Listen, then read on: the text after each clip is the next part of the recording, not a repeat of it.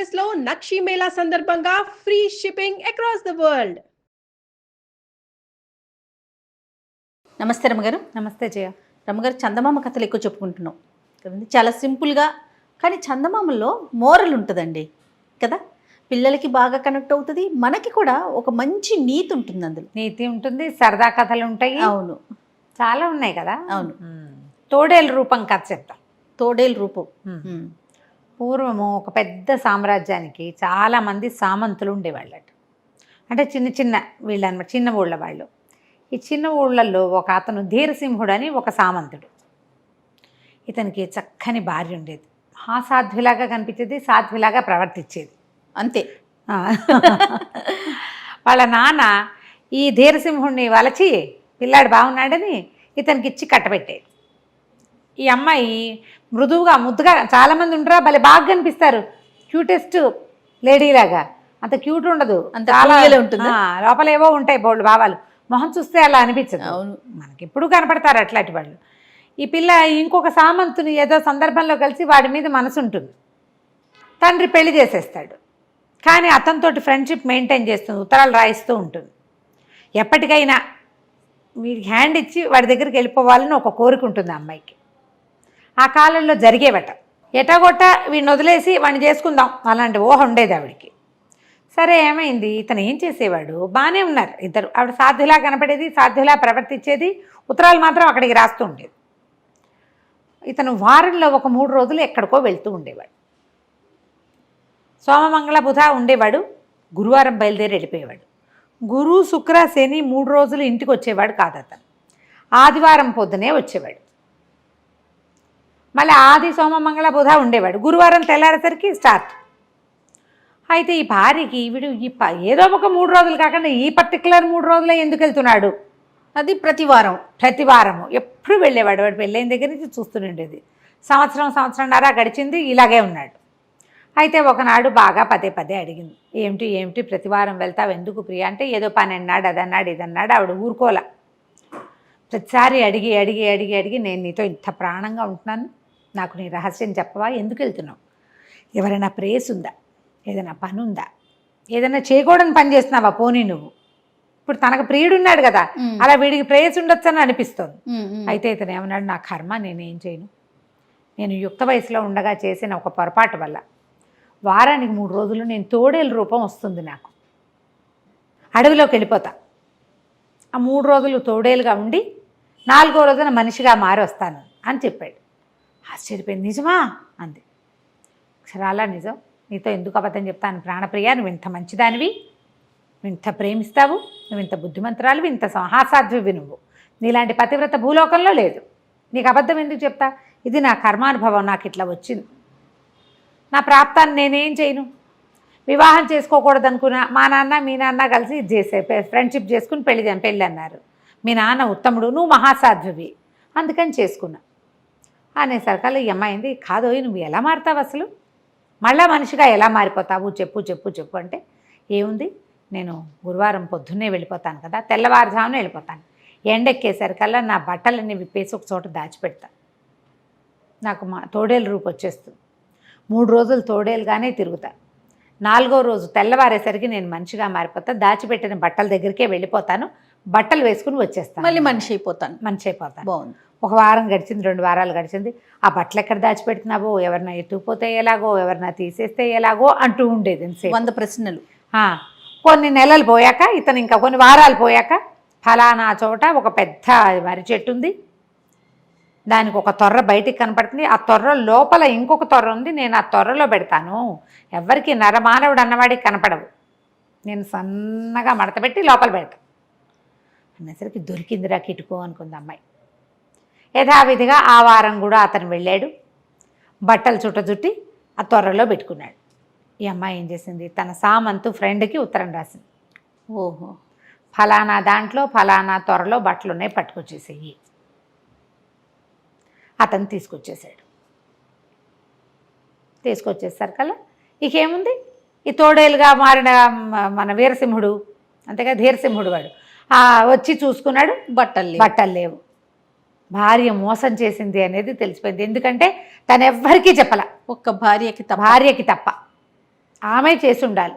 అది నరమానవుడికి కనపడని గొంది ఆ లోపల ఉంటుందన్నమాట. తొర్రుండి దానికి లోపల ఇటువైపు పనిమాల ఎవరు చేయబెడతారు అందులోకి? అంతే కదా. పైగా మనుషులు ఎవరు వస్తారో తొర్రల జోలికి? జంతువులు వస్తాయి. పోనీ అవి లాగే అనుకో, ఏ జంతువో ఏ పందికొక్కో ఎలకో లాగిందనుకో, చింపి ముక్కలు చేస్తుంది కదా. అది నిశ్శబ్దంగా చుట్ట ఎట్లా పట్టుకెళ్ళిపోతుంది?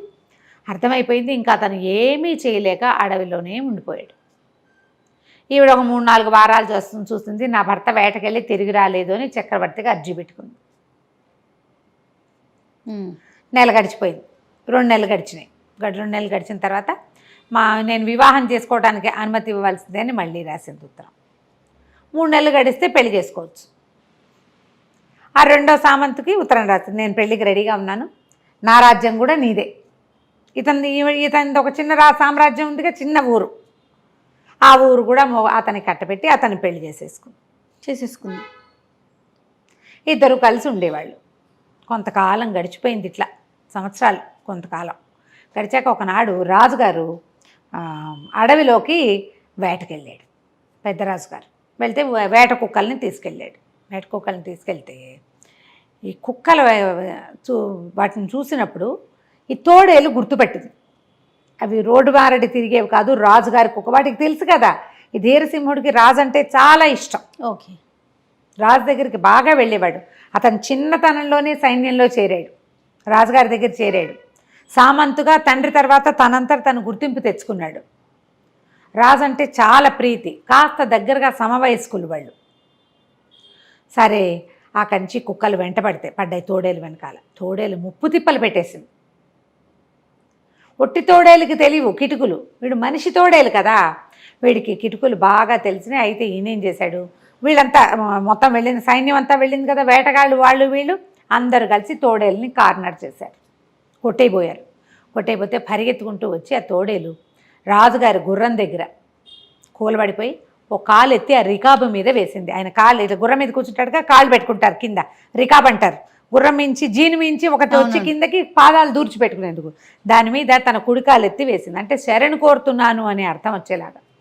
ఆయన ఆశ్చర్యపోయాడు, ఇదేంటి తోడేలు క్రూర జంతువు, తిరగబడాలి, అది ఇలా వచ్చి నా దగ్గర ఎందుకు కూర్చుంది, పైగా ఈ కుడికాలు ఎత్తి ఎందుకు నా మీద వేసింది, దీనంగా చూస్తోందని. అరే దీనికి మంచినీళ్ళు ఇవ్వండి రా అన్నారు. ఎవరైనా దగ్గరకు వచ్చినా అదేం మాట్లాడలే. ఒక గిన్నెతో నీళ్ళు తెచ్చిపెట్టారు, నీళ్లు తాగేసింది. ఏదైనా మలాన్ని తెచ్చి దీన్ని ఒంటికి పుయ్యండి, అన్ని ఘాట్లే, కుక్క ఘాట్లు, వాళ్ళు వీళ్ళు కొట్టేసినవి, చిన్నవి పన్నవి, కత్తులు విసిరిన ఘాట్లు, వాళ్ళంతా మలాం పూసారు, మాట్లాడకుండా కూర్చుంది. రాజుగారు ఎడు తిరిగితే అడు తిరుగుతోంది. రాజు అన్నాడు, దీన్ని మనతో పాటు తీసుకెళ్ళిపోదాం పట్టండి అని చెప్పి తన రాజ్యాన్ని తీసుకెళ్ళిపోయాడు. అది అంతఃపురంలోనే ఉండేది. రాజుగారి సభకి వెళ్తే పోయి సభ వాకిట్లో కూర్చునేది. ఆయన వెనకాలే తిరుగుతూ ఉండేది. పెంపుడు కుక్కలాగా బిహేవ్ చేసేది. బాగుంది. అస్సలు ఏమీ వ్యతిరేకత ఉండేది కాదు. దాన్ని కట్టేసేవాళ్ళు కాదు, కుక్కల్ని కట్టేసేవాళ్ళు. ఇది రాజుగారి భోజన వేళకి అది పోయి అక్కడ బయట కూర్చునేది. దాని గిన్నె దాన్ని పెడితే తినేసి మాట్లాడకుండా కూర్చునేది. మనుషులకేసి తలకాయ తిప్పి చూసేది కాదు. అయితే ఏమైంది, ఓ రోజు సామంతుల సభ జరిగింది.